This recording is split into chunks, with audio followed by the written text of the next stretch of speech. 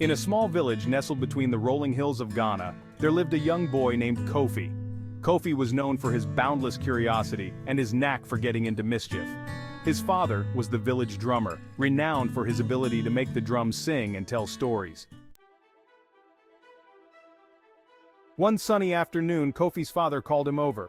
"Kofi," he said, "I have a special task for you. I need to travel to the neighboring village to get new drum skins. While I am away, you must guard our family's talking drum." Kofi's eyes widened with excitement. The talking drum was no ordinary drum. It was said to have magical powers and could communicate messages over long distances. Kofi's father had always been very protective of it. "I will guard it with my life, father," Kofi promised solemnly. As soon as his father left, Kofi couldn't resist the temptation to play the talking drum. He gently tapped it and, to his astonishment, the drum began to speak. "Hello, Kofi," it said in a deep melodic voice. Kofi jumped back, startled. "You can talk?" "Of course," replied the drum. "I have many stories to tell. Would you like to hear one?" Kofi nodded eagerly. The drum began to thrum with a rhythmic beat and started its tale. Long ago, in a forest far from here, lived a wise old tortoise named Kwame. Kwame was known throughout the land for his cleverness. One day, a fierce leopard challenged Kwame, boasting that he could outsmart anyone in the forest. "Very well," said Kwame, "let's have a contest. We will both set a trap, and whoever catches the other first will be declared the smartest." The leopard agreed, confident of his victory. He set up a cunning snare near the riverbank, a place he knew Kwame often visited. Kwame, meanwhile, simply dug a deep hole and covered it with leaves near his burrow.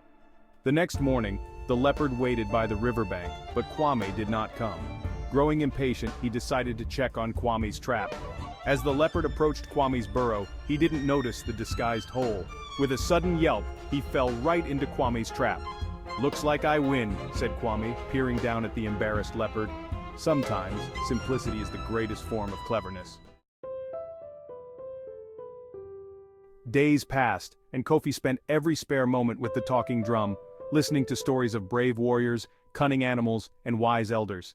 He became so engrossed in the tales that he lost track of time and forgot about his father's warning. One evening, as Kofi was playing the drum, it suddenly stopped speaking. No matter how much he tapped and pleaded, the drum remained silent. Panic set in. What would his father say?